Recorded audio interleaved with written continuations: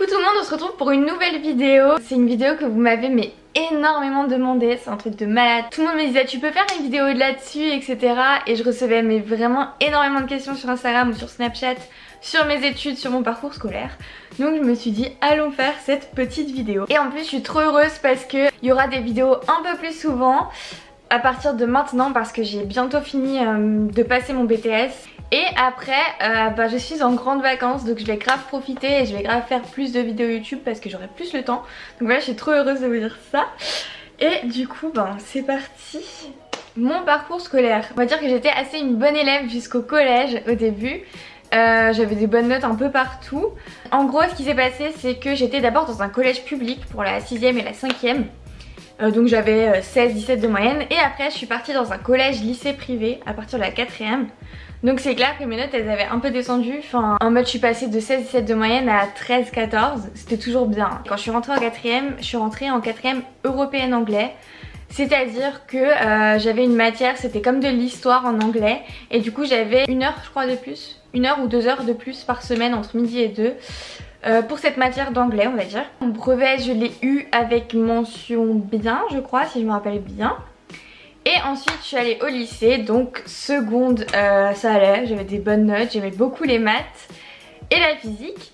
Donc j'ai été acceptée en première S du coup. Et là les choses se sont compliquées. Oh là là, j'avais pas de très bons résultats. Enfin physique j'avais sous la moyenne. SVT bon ça va, j'avais la moyenne. Maths j'étais moyen. J'étais pas dernière de la classe mais j'étais pas première du tout. Et j'avais vraiment du mal en maths. Genre vraiment c'était horrible. Mais j'aimais beaucoup ça. Carla a choisi spécialité maths pour le bac. Donc super. Maths c'était coefficient 9 du coup je crois. Je galérais vraiment à mort. Genre il y a énormément de chiffres et de lettres. Et du coup j'ai toujours continué à faire européenne anglais.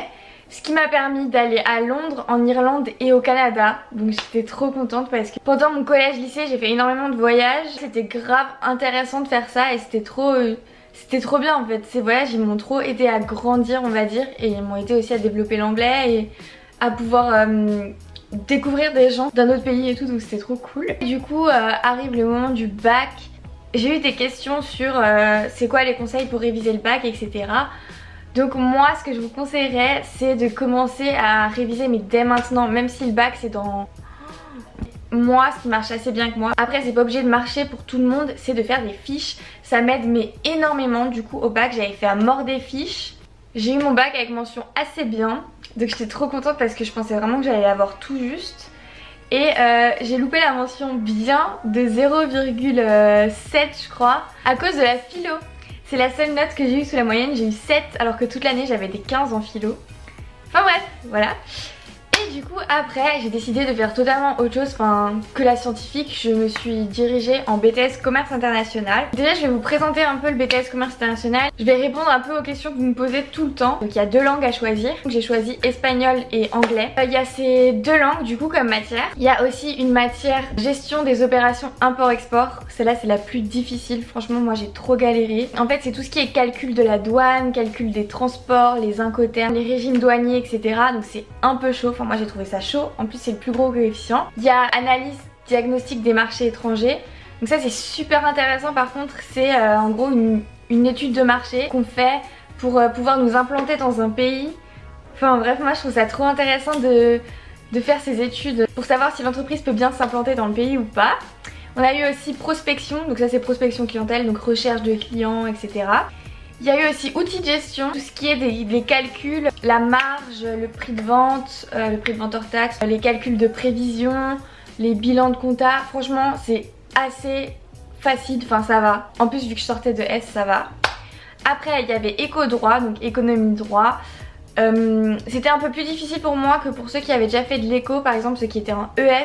Parce que j'avais jamais fait d'économie en fait, du coup j'ai dû bosser un peu plus et les bases je les avais pas trop mais ça va, il faut juste bosser un peu. Il y a culture générale, donc ça c'est une matière qui vaut coefficient 5 donc c'est énorme.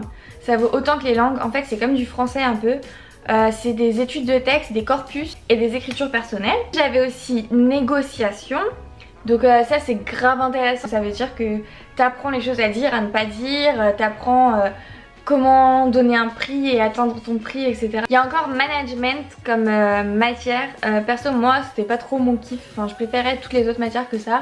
Mais voilà, c'est apprendre comment s'organise le travail, les structures de l'entreprise, tout ce qui est ressources humaines, etc. L'entrepreneur, le manager.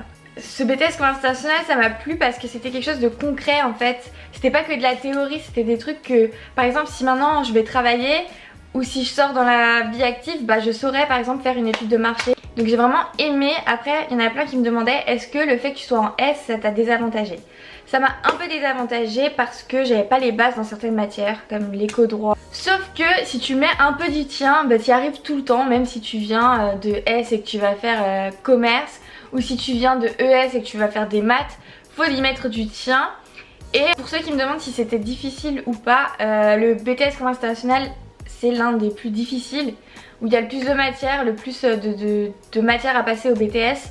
Donc oui, c'est difficile si on fait rien de l'année et si on, comme j'ai dit avant, si on ne met pas du sien. Je pense que si on bosse et qu'on révise bien, on peut grave y arriver. En BTS commerce international, je pense que l'avantage c'est les stages, surtout le stage à l'étranger pendant 2 mois.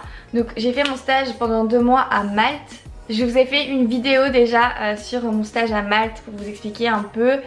Donc je vous mets le lien dans la description. Et mon deuxième stage, je l'ai fait dans un grossiste d'habits au Sentier pendant 1 mois à Paris, donc c'était cool. Et le deuxième, on peut aussi le faire à l'étranger, mais moi j'ai préféré le faire à Paris. La seule chose que j'ai envie de vous dire, c'est faites les études que vous avez envie. Faites le nombre d'années d'études que vous avez envie. Il faut pas écouter quelqu'un qui vous dit oh non, par exemple moi on m'a déjà dit que le BTS c'était pas ouf et tout, c'est un truc de merde. Je m'en fous, j'avais envie de faire un BTS, j'ai fait un BTS. Donc si vous avez envie de faire un BTS, si vous avez envie de faire une licence, si vous avez envie de faire ce que vous voulez en fait, faites-le, faites juste ce que vous avez envie, histoire de pas regretter après. Et d'avoir fait quelque chose pour vos parents par exemple, ou pour le regard des gens alors que vous aviez pas envie. Si vous me demandez ce que je vais faire après comme métier, je sais pas du tout quel métier je veux faire. Et j'ai envoyé mon dossier à la fac de langue étrangère appliquée parcours économie pour l'année prochaine. Donc c'est une 3e année en gros et ça me permettrait d'avoir une licence. On va voir si je suis acceptée ou pas et du coup l'année prochaine je pense que je vais faire ça.